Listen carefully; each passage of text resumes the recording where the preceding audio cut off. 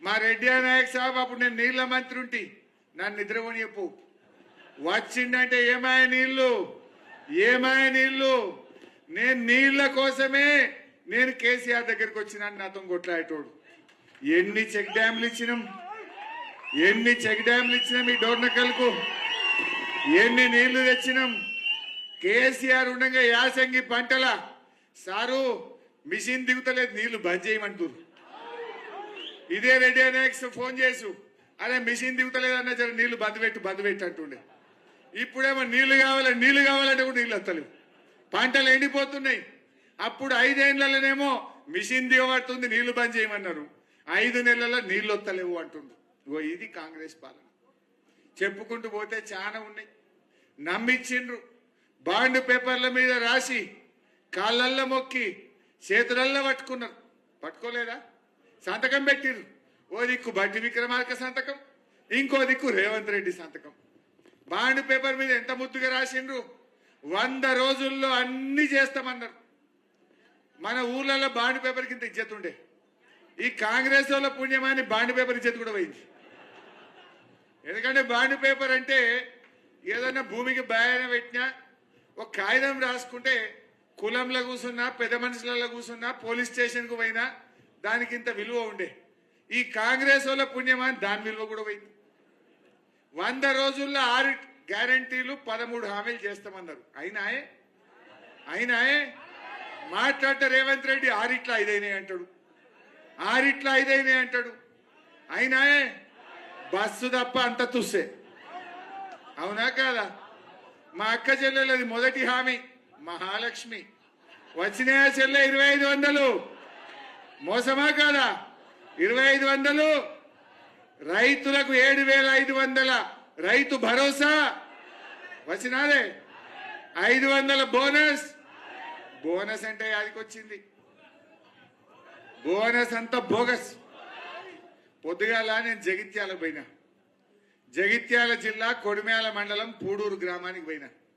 వడ్లు దడిచినాయి, కోటలేరని మా అక్కడ రవిశంకర్ అని మన మాజీ ఎమ్మెల్యే ఫోన్ చేస్తే ఆడికి పోయినా. పోతే మొత్తం మొలకలు ఎత్తినాయి వడ్లు. 20 రోజులు వాడు కొట్టలేడని వాళ్ళు ఏడుస్తా ఉంటే జాయింట్ కలెక్టర్కు ఫోన్ చేసి కొనుండ్రి.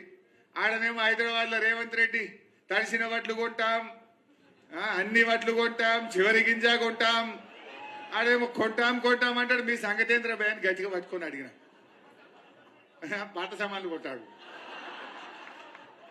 అయితే ఏం సంగతి అని గట్టిగా కట్టుకుంటే అడిగిన, అసలు మీ జగిత్యాల జిల్లాలో దొడ్డు రకం వడ్లు ఎన్ని పండుతాయి, సన్నాలు ఎన్ని వేసిండ్రు అని అడిగిన.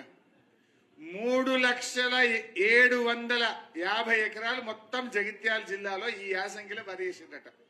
3,07,50 ఎకరాలు ఈ యాసంగిల జగిత్యాల జిల్లాలో వరి సాగు. ఇలా దొడ్డు రకం ఎంత అని అడిగిన. 3,00,100 ఎకరాలు దొడ్డు రకం అట. మరి సన్నాలు ఎంత అని అడిగిన. 650 ఎకరాలు సన్నం అన్నాడు. అంటే రేవంత్ రెడ్డి కథ ఎట్లున్నది ఇప్పుడు? దొడ్డుకేమో బోనస్ ఎగబెడతా, సన్నాలకు బోనస్ ఇస్తా అన్నాడు.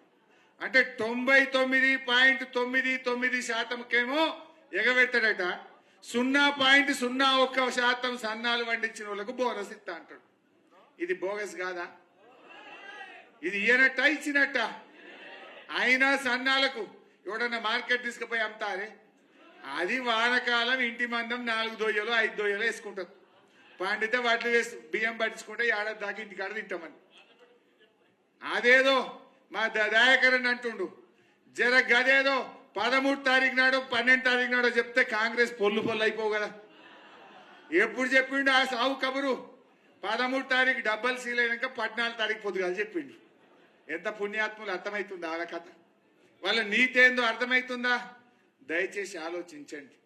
ఇట్లా ఏ హామీ అమలు చేయలే. అందరికీ మోసం, విద్యార్థులకు మోసం, నిరుద్యోగులకు మోసం, ఉద్యోగులకు మోసం, అందరినీ మోసం చేసింది రేవంత్ రెడ్డి ప్రభుత్వం. విద్యార్థులకు ఏమన్నారు? 5 లక్షల భరోసా కార్డు ఇస్తామన్నారు. ఆడపిల్లలకు స్కూటీలు ఇస్తామన్నారు. ఒక్కరికన్నా ఇచ్చిండ్రా? నిరుద్యోగులకు ఏమన్నారు? 4,000 నిరుద్యోగ భృతి ఇస్తామన్నారు. మొన్న మా అనిల్ జాదవ్ ఎమ్మెల్యే గారు, మా కౌశిక్ రెడ్డి మేమందరం అసెంబ్లీలో అడిగినాం, ఏమైనా నిరుద్యోగ భృతి ఇస్తా అన్నారు, ఎప్పటి నుంచి ఇస్తారు నిరుద్యోగ భృతి అని అడిగినాం. ఆయన బట్టి విక్రమార్క ఉప ముఖ్యమంత్రి లేచిండు, ఆర్థిక మంత్రి. మేము నిరుద్యోగ భృతి ఇస్తామని ఎలక్షన్లలో మాట ఇయ్యలే, మా మేనిఫెస్టోలో చెప్పలే, మీరు మళ్ళా చూసుకోండి అని నాకే చెప్తుండు.